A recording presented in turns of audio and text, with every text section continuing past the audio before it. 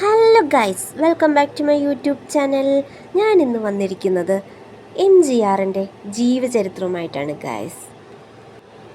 MGR എന്ന ആദ്യ നാമത്തിൽ അറിയപ്പെടുന്ന മരുത്തൂർ ഗോപാലൻ രാമചന്ദ്രൻ ഒരു ഇന്ത്യൻ ചലച്ചിത്ര നടനും നിർമ്മാതാവും രാഷ്ട്രീയക്കാരനുമായിരുന്നു. തമിഴ് ആക്ടിവിസ്റ്റായി അറിയപ്പെട്ടിരുന്ന അദ്ദേഹം 1977 മുതൽ 1987 മരണം വരെ തമിഴ്നാട് മുഖ്യമന്ത്രിയായിരുന്നു.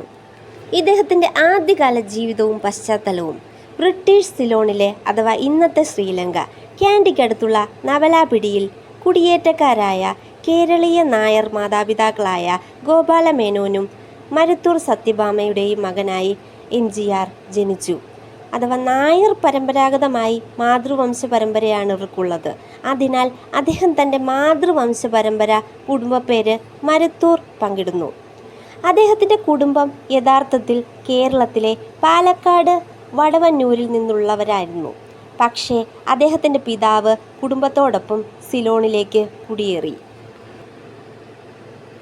MGR ഒരു ഹിന്ദുവായിരുന്നു. ശ്രീലങ്കയിലെ പല ഹിന്ദുക്കളും പതിവ് പോലെ മുരുകൻ്റെ ഭക്തനായി സ്വയം ചിത്രീകരിച്ചു.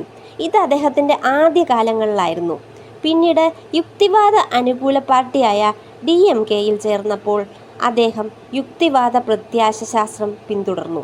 പക്ഷേ വളരെ ആക്രമണാത്മകമായി നിരീശ്വരവാദിയായി കാണപ്പെട്ടില്ല. എന്നിരുന്നാലും DMKയിൽ നിന്ന് പുറത്താക്കപ്പെട്ടതിനെ തുടർന്ന് അദ്ദേഹം സ്വന്തം പാർട്ടി സ്ഥാപിച്ചതിന് ശേഷം പിന്നീടുള്ള ദിവസങ്ങളിൽ അദ്ദേഹം മതവിശ്വാസത്തോട് അല്പം ചായ്വ് കാണിച്ചതായി തോന്നുന്നു. തൻ്റെ AIADMK പാർട്ടിയുടെ വിജയത്തിനായി പ്രാർത്ഥിക്കാൻ അദ്ദേഹം അനുയായികളോട് ആവശ്യപ്പെട്ടിരുന്നു. അദ്ദേഹത്തിന് വൃക്കരോഗമുണ്ടെന്ന് കണ്ടെത്തിയപ്പോൾ അനുയായികൾ അദ്ദേഹത്തിനായി പ്രാർത്ഥിച്ചു. അദ്ദേഹത്തിൻ്റെ മരണശേഷം ഭാര്യ അദ്ദേഹത്തിൻ്റെ പേരിൽ ഒരു ക്ഷേത്രം തുറന്നു. പിതാവിൻ്റെ മരണശേഷം അദ്ദേഹം ഒറിജിനൽ ബോയ്സ് എന്ന നാടക ട്രൂപ്പിൽ ചേർന്നു. പിന്നീട് അദ്ദേഹം സിനിമാ ലോകത്തേക്ക് പ്രവേശിച്ചു. ഒരു നടനും പിന്നീട് സംവിധായകനും നിർമ്മാതാവും എഡിറ്ററുമായി. അസുഖം മൂലം അകാലത്തിൽ മരിച്ച തങ്കമണി എന്നറിയപ്പെട്ടിരുന്ന ഭാർഗവിയെ MGR വിവാഹം കഴിച്ചു. പിന്നീട് ക്ഷയരോഗം മൂലം താമസിയാതെ മരിച്ച ശതാനന്ദവിയെ വിവാഹം കഴിച്ചു. രണ്ടാം ഭാര്യയുടെ മരണശേഷം MGR തൻ്റെ മൂന്നാം ഭാര്യയായി മുൻ തമിഴ് സിനിമാ നടിയായ VN ജാനകിയെ വിവാഹം കഴിച്ചു. ജാനകി ഭർത്താവ് ഗണപതി ഭട്ടിനെ ഉപേക്ഷിച്ച് MGRനെ വിവാഹം കഴിച്ചു. ഇദ്ദേഹത്തിൻ്റെ അഭിനയ ജീവിതം പരിശോധിക്കുകയാണെങ്കിൽ 1935 അമേരിക്കൻ വംശജനായ ചലച്ചിത്ര സംവിധായകനായ എല്ലിസ് ഡണ്ടൻ സംവിധാനം ചെയ്ത സതി ലീലാവതി എന്ന ചിത്രത്തിലൂടെയാണ് MGRൻ്റെ സിനിമാ അരങ്ങേറ്റം.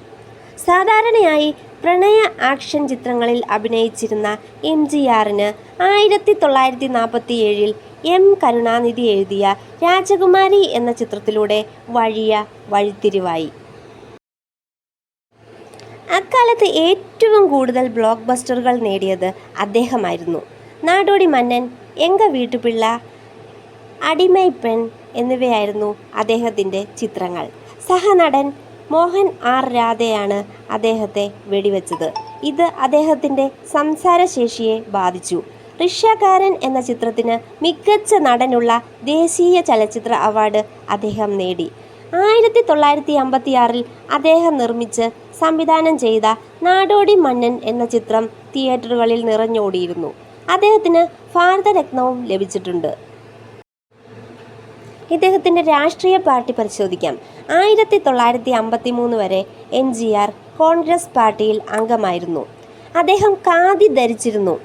1953 M കരുണാനിധിയുടെ സഹായത്തോടെ MGR ദ്രാവിഡ മുന്നേറ്റ കഴകത്തിൽ ചേർന്നു, അഥവാ DMKയിൽ ചേർന്നു. അദ്ദേഹം ഒരു തമിഴ് ദ്രാവിഡ ദേശീയവാദിയും DMKയുടെ പ്രമുഖ അംഗവുമായി. തമിഴ്നാട്ടിൽ പടർന്നു പിടിച്ച ദ്രാവിഡ പ്രസ്ഥാനത്തിന് അദ്ദേഹം തിളക്കം നൽകി.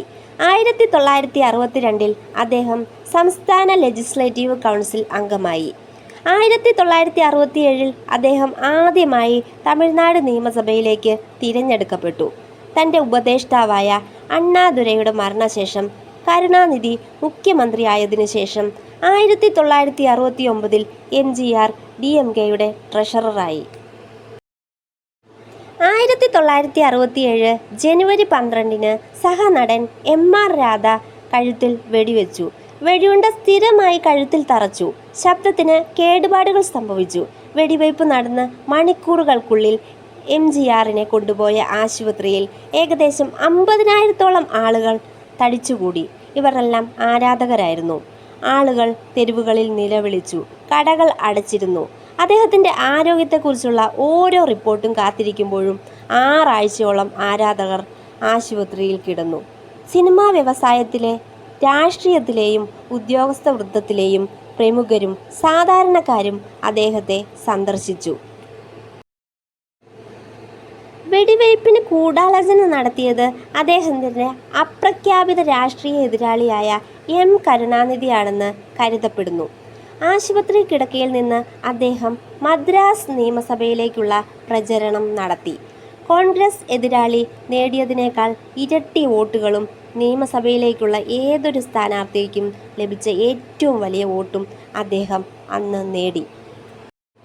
1972 DMK നേതാവ് കരുണാനിധി തൻ്റെ ആദ്യ മകൻ MK മുത്തുവിനെ സിനിമാ വ്യവസായത്തിലും രാഷ്ട്രീയത്തിലും വലിയ തോതിൽ അവതരിപ്പിക്കാൻ തുടങ്ങി. തന്നെ ഒതുക്കാൻ കരുണാനിധി പയറ്റിയ തന്ത്രങ്ങൾ മനസ്സിലാക്കിയ MGR അണ്ണാദുരൈയുടെ മരണശേഷം പാർട്ടിക്കുള്ളിൽ അഴിമതി വളർന്നുവെന്ന് അവകാശപ്പെടാൻ തുടങ്ങി. പാർട്ടിയുടെ സാമ്പത്തിക വിവരങ്ങൾ പരസ്യപ്പെടുത്താൻ ഒരു പൊതുയോഗത്തിൽ ആവശ്യപ്പെട്ടു. ഇത് DMK നേതൃത്വത്തെ പ്രകോപിപ്പിച്ചു. പ്രതീക്ഷിച്ചതുപോലെ MGRനെ പാർട്ടിയിൽ നിന്ന് പുറത്താക്കുകയും അണ്ണാ ദ്രാവിഡ മുന്നേറ്റ കഴറ്റം അഥവാ ADMK എന്ന പേരിൽ ഒരു പുതിയ പാർട്ടി രൂപീകരിക്കുകയും ചെയ്തു. പിന്നീട് DMKയുടെ ഏകശക്തനായ എതിരാളിയായ ഓൾ ഇന്ത്യ അണ്ണാ ദ്രാവിഡ മുന്നേറ്റ കഴകം അഥവാ AIADMK എന്ന് പുനഃനാമകരണം ചെയ്തു. 1972 1977 കാലഘട്ടത്തിൽ നേത്രൂ ഇന്ദ്രു നളൈ, ഇതയാ കനി തുടങ്ങിയ ചിത്രങ്ങളിലൂടെ അദ്ദേഹം തൻ്റെ പാർട്ടി അഭിലാഷം പ്രചരിപ്പിക്കുന്നതിനും പ്രസംഗിക്കുന്നതിനും വേണ്ടി നീക്കിവെച്ചു. 1977 ജൂലൈ 30 അദ്ദേഹം തമിഴ്നാട് മുഖ്യമന്ത്രിയായി. 1987 മരണം വരെ അദ്ദേഹം ആ സ്ഥാനത്ത് തുടർന്നു. 1979 അദ്ദേഹത്തിൻ്റെ പാർട്ടി അംഗങ്ങളായ സത്യവാണി മുത്തുവും അരവിന്ദ് ബാല പച്ചനോറും കേന്ദ്രമന്ത്രിസഭയിൽ മന്ത്രിമാരായ തമിഴ്നാട്ടിൽ നിന്നുള്ള ആദ്യത്തെ കോൺഗ്രസ് ഇതര രാഷ്ട്രീയക്കാരായി. MGR ജീവിച്ചിരുന്നിടത്തോളം എല്ലാ സംസ്ഥാന നിയമസഭാ തിരഞ്ഞെടുപ്പുകളിലും AIADMK വിജയിച്ചു. അണ്ണാദുരൈയും കരുണാനിധിയും നാടകങ്ങളിൽ നിസ്സാര വേഷങ്ങളിൽ അഭിനയിച്ചിട്ടുണ്ടെങ്കിലും അവരുടെ ചെറുപ്പകാലത്ത് മുഖ്യമന്ത്രിയാകുന്നതിനു മുമ്പ് MGR ഇന്ത്യയിൽ മുഖ്യമന്ത്രിയായ ആദ്യത്തെ ജനപ്രിയ സിനിമാ നടനായിരുന്നു. തമിഴ്നാട് മുഖ്യമന്ത്രിയായതിനു ശേഷം സാമൂഹിക വികസനത്തിന്, പ്രത്യേകിച്ച് വിദ്യാഭ്യാസത്തിന് അദ്ദേഹം വലിയ ഊന്നൽ നൽകി.